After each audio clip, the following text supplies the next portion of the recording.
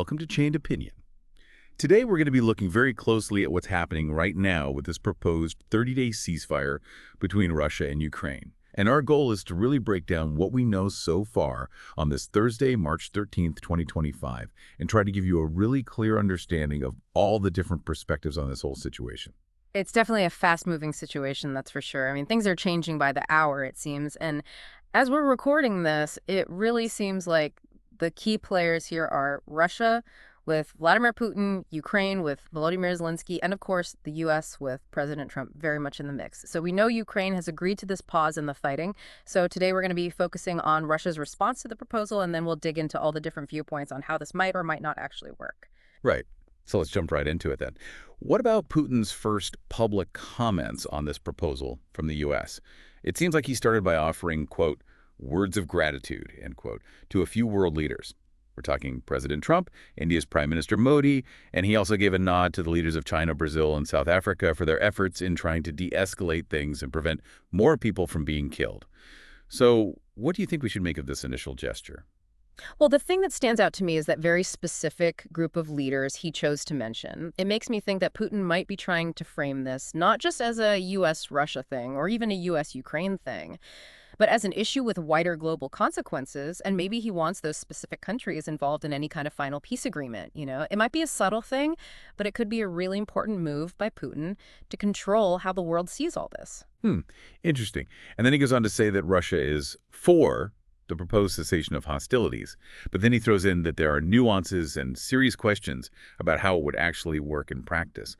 And he really stressed that any pause in the fighting has to lead to a lasting peace, and to get there, the root causes of the crisis need to be addressed. So when he is using this phrase, root causes, what exactly do you think he means in this context? Yeah, when the Kremlin starts talking about root causes when it comes to Ukraine, what they're really doing is bringing up all those issues that have been bothering them for a long time. Stuff like NATO expanding eastward, the U.S. having troops in Eastern Europe, and, those demands they've been making for Ukraine to stay neutral, limit their military, and basically recognize the territory Russia's already taken. And the fact that Putin is bringing this up right away, well, I think it shows that these aren't just minor issues for Moscow. They see these things as crucial, and I bet they're going to want some concessions on these points before they'll even consider a real peace deal. Got it. And he didn't stop there. He brought up some very specific concerns about what Ukraine might do during those 30 days. Like, he wondered if they would just use that time to keep building up their military and training more soldiers. It seems like he's really looking for some kind of guarantee that won't happen. What does this tell us about Russia's thinking here? What are they really worried about? I think this shows us that there is a major trust issue between these two sides. I mean, Putin seems deeply suspicious of Ukraine's motives. He's basically saying, hey, how do I know you won't just use this time to get ready to fight us again? And this is, I think, one of the biggest challenges in any kind of negotiation, building enough trust between the two sides to actually make an agreement that they both believe the other side will stick to. It's interesting because he even got into very specific details. He brought up the situation in the Kursk region, where Russia claims to have pushed back Ukrainian forces. He was asking, what would happen to those Ukrainian troops if a ceasefire did happen? Would they be expected to just leave without putting up a fight? Or would they be told to surrender? So how does this local military situation fit into the bigger picture of a countrywide ceasefire? Yeah, that Kursk situation is a really interesting wrinkle. If Russia really has gained the upper hand there, Putin probably doesn't want a ceasefire that lets Ukraine avoid a potential military defeat, And by bringing up the fate of these specific troops, I think what he might be doing is trying to use a battlefield advantage to force Ukraine into making some concessions before a larger agreement can even happen. It definitely adds a very tricky and possibly very contentious issue to the negotiation table. It sounds like it. And on top of all that, Putin also said that he wants to discuss all these fine points directly with the U.S. and even floated the idea of maybe having a phone call with President Trump. And to wrap up his initial response, he stressed that they need some kind of mechanism to keep an eye on any violations of the truce. And he also repeated that Russia is absolutely against having Western peacekeepers in Ukraine. So what do you think are the key takeaways from Putin's initial response? Well, what I see is Putin essentially saying he'll agree to the ceasefire, but with a whole lot of strings attached. And those conditions seem pretty major. He's focusing on these long-term strategic goals that Russia has, what they see as their wins in Kursk, and him wanting to talk directly with the U.S., specifically Trump, shows that they really see the U.S. as the main player in all this. Makes sense. So let's switch gears now and talk about President Trump's reaction to what Putin said. He described Putin's statement as promising, but not complete. And he also said that he wants to meet with Putin, or at least talk to him on the phone very soon, to try to nail down the details as quickly as possible. So what do you make of the U.S. perspective on this whole thing? It seems to me that Trump is still committed to his goal of ending this war as quickly as possible. And by calling Putin's statement promising, it sounds like he thinks there's a chance for progress. But that not complete part probably means he knows there are still some hurdles to overcome. And the fact that he wants to finalize things ASAP is typical Trump. He usually likes to get things done quickly. Right. And he even said that if Russia doesn't agree to the ceasefire, it would be a very disappointing moment for the world. What kind of pressure do you think he's trying to put on Russia with a statement like that?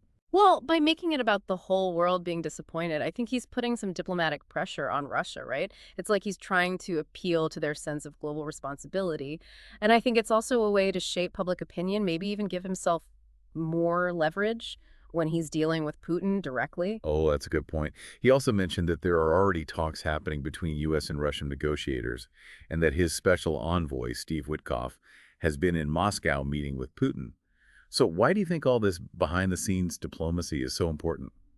Well, having a special envoy in Moscow definitely shows that these talks are happening at a very serious level. I'm sure Witkoff is there digging into all the specific concerns and nuances that Putin brought up. It tells us that while the leaders are making public statements, there's also a whole team of people trying to work through all the details, both technical and political.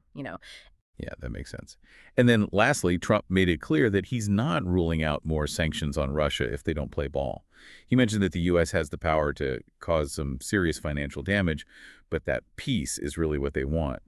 So how do you see these potential sanctions fitting into the whole negotiation picture? Well, it's a classic negotiation tactic, isn't it? It's the old carrot and stick.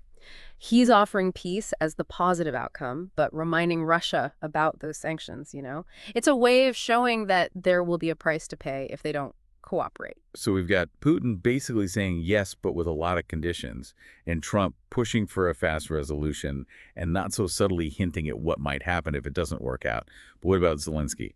It seems like he's not exactly optimistic about any of this. Right. Zelensky has basically said that Putin is just getting ready to reject the U.S. proposal. And you can definitely hear in his statements that he's much more skeptical and even accusatory than either Putin or Trump. Yeah, he's definitely not holding back. He even said that Putin is afraid to tell President Trump directly that he wants to continue this war and that Putin, wants to kill Ukrainians. I mean, those are some pretty harsh words and really show how much animosity there is between these two countries. No kidding. It's not every day you hear a world leader talking like that. I think it really underscores how deep the distrust and bad blood runs between Kyiv and Moscow. Zelensky's basically saying that Putin is lying and that he has no real interest in peace. So Zelensky called Putin's response very predictable, very manipulative, and just another Russian manipulation. He's suggesting that the conditions that Moscow is setting are meant to make the ceasefire fail, or at least stall things indefinitely. What do you think is behind Kyiv's interpretation of this? Well, it seems like Zelensky is convinced that Putin's concerns aren't genuine. He thinks they're just tactics to obstruct the whole ceasefire process. And he sees it as part of a larger pattern of Russian behavior where they're trying to draw out the conflict to get what they want. It's almost like they're speaking completely different languages. And to make matters even more complicated, Zelensky was very clear that Ukraine had already accepted the U.S. proposal for an unconditional ceasefire that means on land, at sea, and in the air. And he emphasized that the U.S. is ready to organize, monitor, and verify the whole thing. How do you think this position from Ukraine is affecting things? What's interesting here is that Ukraine is presenting itself as the reasonable party that agreed to the ceasefire without demanding anything in return. It puts the pressure on Russia to do the same. And by mentioning that the U.S. is ready to monitor everything, it kind of addresses those concerns that Putin had about how the ceasefire would actually be enforced. Of course, it's probably not the solution Moscow wants, especially since they're so against Western peacekeepers. Yeah, that makes a lot of sense. Then Zelensky went on to call for more pressure on Putin, asking Ukraine's allies to impose even more sanctions to force Russia to accept the ceasefire. and his chief of staff, Andrei Yermak, made it very clear that Ukraine would never agree to a frozen conflict. And it seems like the U.S. backs that position too. What does this tell us about what Ukraine wants in the long run? Well, I think it shows that Ukraine is not interested in a temporary fix that just lets Russia hold on to the territory they've taken. It seems like they agreed to the 30-day ceasefire as a step toward a real and lasting solution, not an end in itself. And they're definitely not going to accept anything that legitimizes Russia's control over those occupied areas. So we've got three very different perspectives here. Putin is conditionally on board, but with major reservations. Trump is pushing for a quick deal and suggesting there could be repercussions if things fall apart. And Zelenskyy sees right through Putin and is calling for more pressure. And this all brings us to the key issues and sticking points, right? Exactly. And I think the biggest one is Putin demanding that the root causes of the conflict be addressed. Like we talked about earlier, this probably includes a whole laundry list of demands that go way beyond just stopping the fighting for now. And then there's the very specific issue of those Ukrainian troops in Kursk and Putin's insistence that their fate be decided surrender or withdraw before any larger ceasefire. How big of a problem do you think this is for getting everyone on the same page? But Putin's basically saying that what happens to those troops will directly affect the possibility of a countrywide ceasefire. He's using them as leverage, plain and simple. And that's going to be a huge hurdle because I really don't see Ukraine agreeing to surrender their troops as a starting point for peace talks. And on top of all that, there's no clear agreement on how this ceasefire would actually be monitored and enforced across such a wide and active front line. Putin mentioned the need for some kind of system, but he was adamant about not having Western peacekeepers involved. How difficult do you think it will be to come up with a monitoring system that everyone agrees on? Well, without a reliable and neutral way to monitor what's happening and make sure everyone's sticking to the agreement, it's going to be almost impossible to build trust. The risk of violations and finger-pointing would be sky high, and the ceasefire could fall apart pretty quickly. So, figuring out how to verify compliance across such a vast area is going to be a huge challenge, and it's going to be very hard to find a solution that works for everyone. It really seems like it. And you also have to consider the different goals everyone has. Trump seems to want this wrapped up quickly, while Putin seems to be playing the long game, maybe hoping that time will work in his favor, especially with how things seem to be going in Kursk. How do you think this difference in desired timelines could affect the negotiations? Yeah, that's a really good point. Having different timelines can be a big problem in these situations. Trump's desire for a quick solution might pressure Ukraine to make concessions they're not comfortable with, while Putin might just stall, hoping to gain more leverage as time goes on. And then there's the whole issue of Zelenskyy calling for American security guarantees as part of any long-term peace deal. This seems like a fundamental disagreement, right? Ukraine wants assurances that they won't be attacked again, but Russia sees any increase in Western military support in the region as a direct threat. Yeah. How important do you think this security guarantee issue is to actually finding a lasting solution?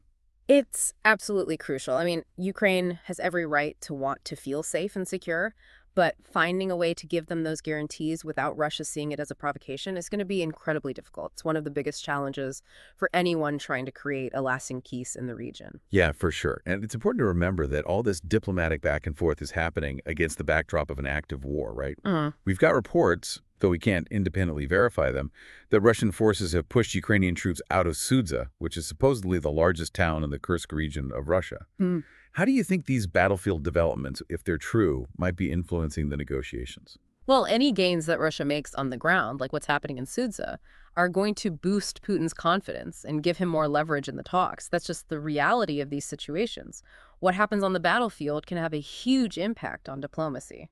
And to really emphasize how important that area is, Putin even visited his commanders in Kursk, which seems to show how determined they are to solidify any gains they've made there. Right. That visit from Putin is a very clear signal that they see the Kursk front as strategically vital. It's a way to project strength and show everyone how serious they are about their objectives in that specific area. But then, on the other hand, Ukraine's top military commander has reported that Russia has been launching a ton of airstrikes on Kursk, claiming that Sudzha has been practically leveled. And he says Ukrainian troops are moving to better defensive positions. So that kind of paints a different picture, doesn't it? It does. It seems like while Ukraine might be losing ground in Sudzha, they're not giving up on Kursk altogether. They're regrouping and setting up new defenses. And this just goes to show how hard it is to get a clear and accurate picture of what's really happening on the ground. Everyone has their own version of events. Yeah, that's true. And a senior U.S. official has even confirmed that Russian troops have made significant gains in Kursk over the past week, and that they might even have Ukrainian forces surrounded there. It sounds like this supports what Russia has been saying. Right. This confirmation from the U.S. lends a lot of weight to those reports about Russian advances in Kursk, which is definitely not good news for the Ukrainian troops in that area. And it just reinforces the possibility that Putin is trying to use these battlefield wins to his advantage in the ceasefire negotiations. It's all very interconnected, isn't it? Beyond what's happening militarily, there's also been some interesting international activity. The U.S. has apparently decided to start sending military aid and sharing intelligence with Kyiv again after they had those talks with Ukrainian officials in Saudi Arabia. So why do you think it was so important for the U.S. to resume that support? Well, it was a big show of support for Ukraine. It shows that the U.S. is still in their corner, and I bet it played a role in convincing Kyiv to agree to the ceasefire in the first place. It tells me that even with all the complications of these negotiations, Washington and Kyiv are still on the same page, at least to some extent. Yeah. And word is that the UK was very involved in setting up those talks in Saudi Arabia that eventually led to Ukraine agreeing to even consider a ceasefire. Yeah. So it seems like a lot of countries are trying to make something happen here. Absolutely. The UK being so involved shows that a lot of people want this conflict to de-escalate. There's definitely been a lot of diplomatic work going on behind closed doors to even get the parties to agree to talk, you know? It's a good sign. And one last thing I wanted to touch on was Putin thanking the leaders of China, India, Brazil, and South Africa for what he called their noble mission to end the fighting. He even suggested they could play a role in the ceasefire agreement. But then he reiterated that Russia will not accept peacekeepers from any NATO countries. What do you think he's trying to accomplish by reaching out to those non-NATO countries? Well, my guess is that he's trying to show that any future peacekeeping efforts would involve a wider group of countries, not just the West. By specifically excluding NATO peacekeepers, he's making it clear that Russia doesn't trust NATO and wants to limit their involvement in the region as much as possible. So as we wrap up, we're left with an incredibly complicated situation, right? Putin has agreed to the U.S. proposal for a 30-day ceasefire, but only with a long list of conditions and concerns. Zelenskyy isn't buying it, and he thinks it's a stalling tactic. And Trump is publicly optimistic and pushing for a quick resolution, while also warning Russia about potential consequences. And we can't forget about what's happening on the ground. Those reports of Russian advances in Kursk could be a major factor in Putin's strategy. Plus, the fact that Russia and Ukraine don't trust each other and have such fundamental disagreements about the long-term security of the region makes a lasting peace seem very far off. With all these conditions, the lack of trust, and the ongoing fighting, it's hard to be optimistic about this ceasefire actually leading to a real and lasting peace. What are the key things we should be watching for as this situation develops in the coming days and weeks? The biggest question is, can the U.S. actually bridge the gap between what Putin is demanding and Zelenskyy's deep skepticism? And will the situation in Kursk become a deal breaker? And what about those non-NATO countries Putin mentioned? What role will they end up playing in all of this? The answers to these questions will determine whether there's any real hope for a peaceful resolution to this conflict. Absolutely. Well, thank you for joining us for this deep dive. If you found this analysis insightful, please share it, subscribe to our channel for more updates, and leave your comments below. And you can also listen to Chained Opinion as an audio podcast on YouTube Music and Spotify.